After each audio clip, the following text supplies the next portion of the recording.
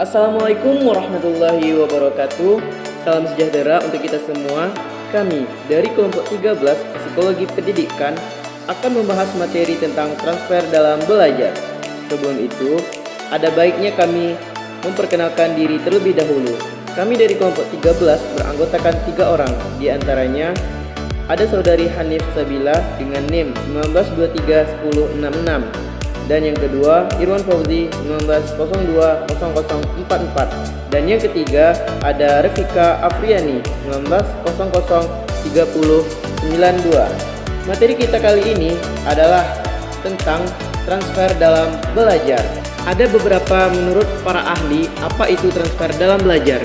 Di antaranya, menurut Slemeto, transfer belajar adalah pengaruh hasil belajar yang telah diperoleh pada waktu yang lalu terhadap proses dan hasil belajar yang dilakukan kemudian. Dan ada juga menurut Enjang Idrus.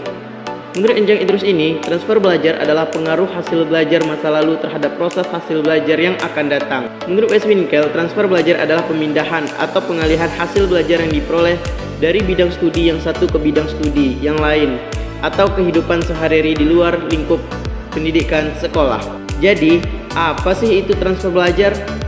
Dari beberapa pendapat para ahli tadi, meskipun terdapat perbedaan dalam susunan kata serta kalimat, namun intinya sama, yaitu pemindahan atau pengaruh kemampuan atau keterampilan melakukan sesuatu yang dikuasai terhadap kemampuan atau keterampilan melakukan sesuatu yang lain akan dikuasai. Nah, adapun jenis-jenis transfer dalam belajar. Yang pertama, ada namanya transfer positif. Dan yang kedua, ada namanya transfer negatif. Yang ketiga, ada namanya transfer vertikal. Dan yang keempat atau yang terakhir adalah transfer lateral. Transfer positif ini yaitu transfer yang berakibat baik terhadap kegiatan belajar selanjutnya.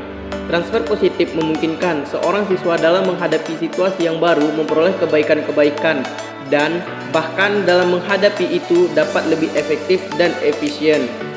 Ada juga transfer negatif. Transfer negatif ini yaitu transfer yang berakibat buruk terhadap kegiatan belajar selanjutnya.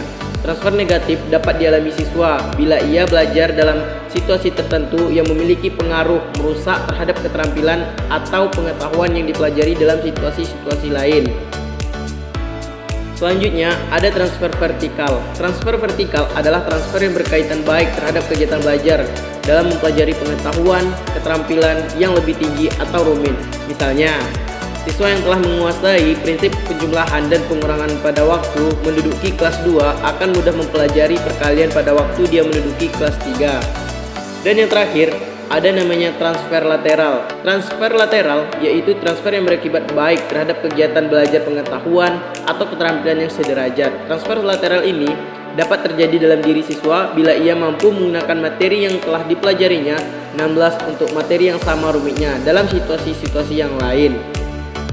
Adapun faktor-faktor yang mempengaruhi transfer dalam belajar, yaitu salah satunya taraf intelijensi dan sikap. Faktor ini berasal dari anak didik dan berkisar pada masalah kapasitas dasar atau kemampuan dasar seperti sikap, minat, dan lain sebagainya. Kapasitas dasar atau kemampuan dasar adalah membantu timbulnya transfer belajar.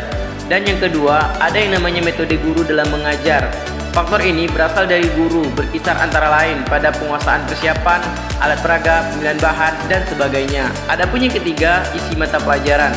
Hubungan antara mata pelajaran yang satu dengan mata pelajaran yang lain menjadi penengah yang dapat menimbulkan transfer dalam belajar. Terus selanjutnya, ada juga yang namanya upaya pendidik dalam mengoptimalkan transfer dalam belajar pada peserta didik. Kurikulum sekolah yang telah banyak menyajikan sejumlah mata pelajaran yang untuk dipelajari oleh anak didik adalah menuntut sejumlah guru yang masing-masing memegang mata pelajaran sesuai dengan keahliannya agar mudah dan jelas menanamkan pengertian tentang kaidah, prinsip, dalil dalam mata pelajaran tersebut.